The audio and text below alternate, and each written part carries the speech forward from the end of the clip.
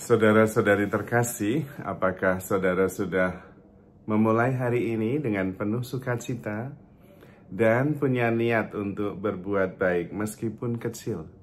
Semoga Tuhan memberkati niat baik saudara. Mari kita hidup sepenuhnya, karena hidup itu luar biasa. Sepanjang sejarah umat manusia, kita semua mencari bagaimana kita bisa hidup dalam kebebasan, dalam sukacita, dalam rasa syukur, dan juga di dalam relasi yang baik. Namun problem utama selalu kekeliruan ada pada titik tolak cara pandang. Dan karena itu banyak relasi yang tidak berjalan dengan baik. Mungkin awalnya baik, tapi lama-lama kemudian menjadi kurang baik. Atau awalnya bagus sekali, tetapi kemudian lama-lama menjadi biasa. Dan kemudian bahkan membosankan. Tidak ada yang baru. Mengapa hal ini terjadi? Hal ini terjadi karena kesalahpahaman, yaitu keliru melihat siapa diri kita dan untuk apa hidup kita ini. Kita sering berpikir bahwa pusat kehidupan itu saya, dan itu titik tolak yang membuat kita menjadi keliru di dalam berelasi maupun juga di dalam menghayati kehidupan ini. Kalau pusat hidup itu adalah saya, itu sudah keliru dari awal. Karena memang hidup bukan tentang saya. Hidup itu tentang rencana indah dari Tuhan. Dan rencana indah Tuhan itu ya Tuhan yang mengaturnya. Dan Tuhan mengaturnya lewat peristiwa-peristiwa. Kalau kita bisa hadir dalam setiap peristiwa itu dan menyadari bahwa kehadiran saya di situ karena Tuhan punya rencana, maka kemudian saya bersyukur. Hidup bukan tentang saya, tetapi tentang sebuah peristiwa yang di dalamnya Tuhan punya rencana. Dan saya bersyukur karena dilibatkan di dalamnya. Nah, kalau kita mempunyai kesadaran akan hal ini, maka kita akan menemukan rasa syukur dan sukacita. Tapi kalau kita tidak sadar, dalam sebuah peristiwa kemudian kita akan bertanya, apakah saya diterima di sini? Apakah saya dihargai di sini? Saya dapat apa? Nah, kalau sudah seperti itu, kemudian seluruh rencana sudah gagal total. Kita sendiri tidak bisa menikmati peristiwa itu dan tidak bisa memberi yang terbaik yang kita bisa. Dan kita kehilangan rasa syukur. Padahal itulah kesempatan bagi kita untuk masuk dalam rencana besar Tuhan. Tetapi kalau tidak menyadari hal ini, kita merasa bahwa hidup itu tetap pusatnya saya yang mengatur, dan kemudian mencoba menemukan apa yang berguna bagi saya, apa yang membuat saya berarti, atau apa yang menguntungkan bagi saya, kasarnya, kita sudah kehilangan poinnya. Life is not about me.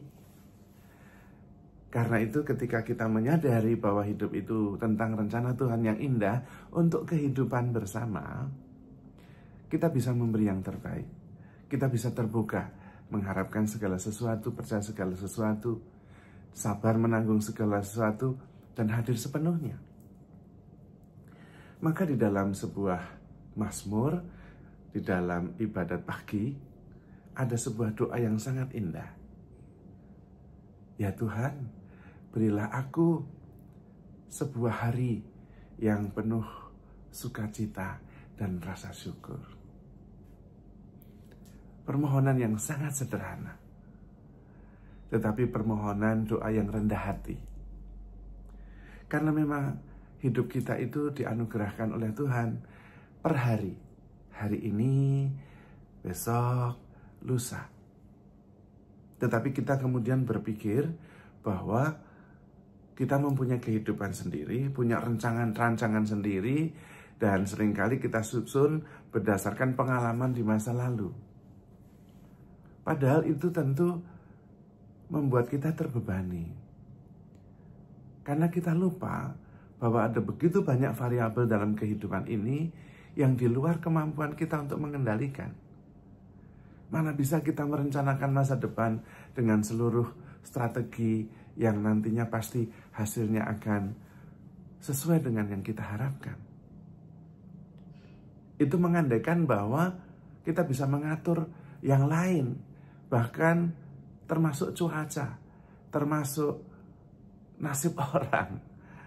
Tentu ini sebuah ilusi dari pikiran kita yang memang tidak terlalu mampu meresapkan atau mengerti semua variabel yang menentukan kehidupan ini. Dan dari situ kemudian kesulitan banyak terjadi.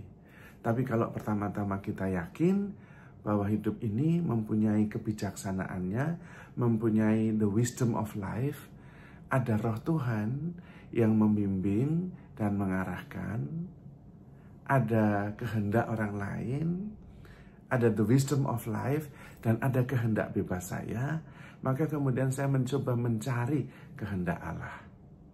Dan kemudian mencoba berharmoni atau inharmoni dengan the wisdom of life. Disitulah kita kemudian mencoba hadir sepenuhnya dalam setiap peristiwa, membuka diri, dan kemudian dengan rendah hati memberi yang terbaik yang kira-kira tepat untuk setiap happening, setiap peristiwa. Kita bersatu bukan hanya dengan orang lain, tetapi bersatu dengan setiap peristiwa. Misalnya kita sedang rapat, ya saya hadir, saya membuka diri, hadir sepenuhnya, memberi diri sepenuhnya untuk rapat itu. Dan kita menjadi satu di dalam rapat dengan yang lain.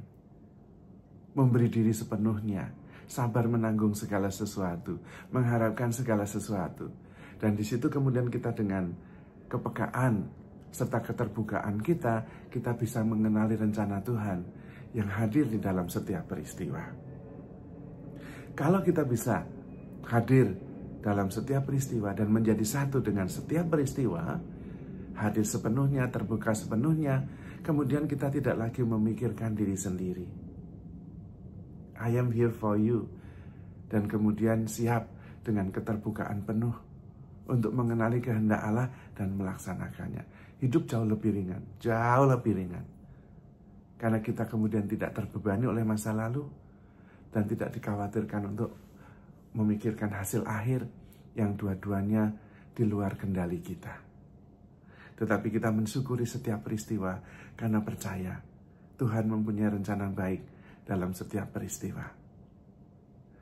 Maka mari kita hadir sepenuhnya, sadar sepenuhnya, dan kemudian terbuka sepenuhnya.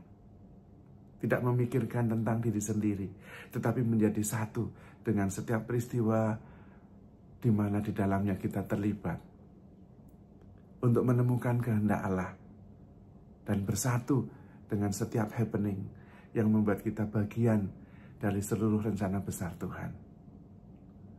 Maka hidup kita akan penuh dengan rasa syukur dan sukacita. Ya Tuhan, berilah kami satu hari yang penuh rasa syukur dan sukacita. Maka saudara-saudari terkasih, handle yourself with care because you are loved. Tuhan memberkati.